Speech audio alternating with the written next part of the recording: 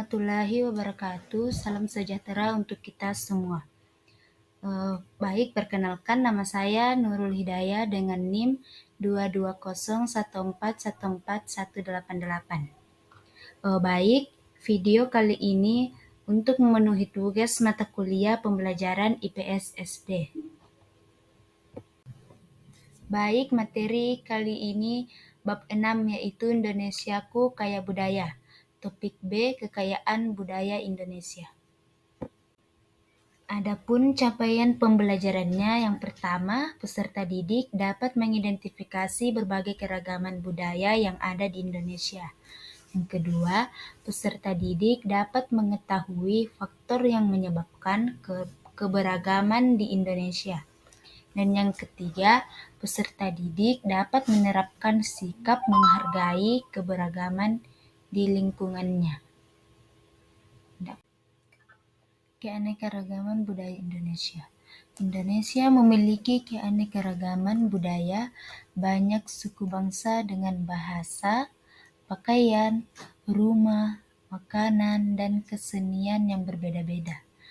Keragaman ini salah satunya disebabkan karena tempat tinggal yang berbeda-beda. Setiap pulau di Indonesia mempunyai perbedaan keadaan alam, bahkan kondisi alam dalam satu pulau bisa saja berbeda-beda. Perbedaan kondisi alam ini memengaruhi cara hidup, kebiasaan, serta budaya penduduknya. Baik, tahukah teman-teman, letak Indonesia sangat strategis karena terletak di antara dua benua, yaitu Asia dan Australia. Selain itu, Indonesia terletak di antara dua samudera, yaitu Samudra Hindia dan Samudra Pasifik. Oleh karenanya, Indonesia mudah dikunjungi para pendatang. Akibatnya, budaya yang dibawa bangsa lain yang datang ke negara kita juga ikut memengaruhi keanekaragaman budaya Indonesia. Beberapa pakaian dan makanan tradisional Indonesia yang dipengaruhi budaya bangsa lain.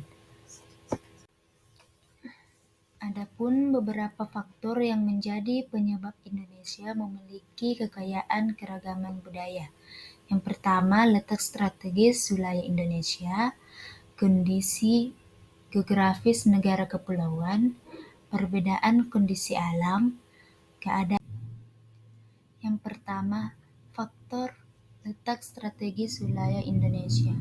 Indonesia berada di antara Samudra Hindia dan Samudra Pasifik. Indonesia juga berada di antara benua Asia dan benua Australia. Letak strategis tersebut menjadikan Indonesia berada di tengah-tengah lalu lintas perdagangan. Para pedagang dari berbagai negara datang ke Indonesia membawa agama, adat istiadat, dan kebudayaan negaranya, baik dengan sengaja maupun tidak sengaja. Yang kedua, faktor kondisi geografis negara kepulauan. Indonesia merupakan wilayah kepulauan yang terdiri atas 17.491 pulau.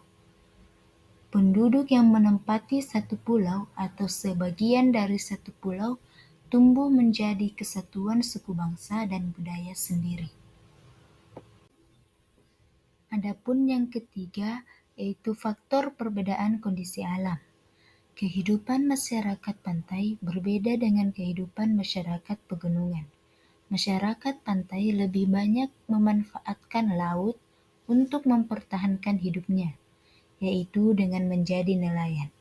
Sebaliknya, masyarakat yang tinggal di lereng pegunungan memiliki upaya sendiri untuk mempertahankan hidupnya.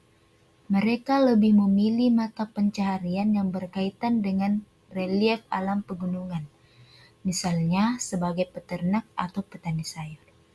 Bagaimana dengan masyarakat yang tinggal di kota? Masyarakat yang tinggal di kota tentu tidak akan menjadi nelayan. Masyarakat kota cenderung untuk membuka usaha, bekerja di kantor, atau bekerja di pabrik. Keempat, faktor keadaan transportasi dan komunikasi. Kemudahan sarana transportasi dan komunikasi memudahkan masyarakat berhubungan dengan masyarakat lain. Sebaliknya, sarana yang terbatas akan menyulitkan masyarakat dalam berhubungan dan berkomunikasi dengan masyarakat lain.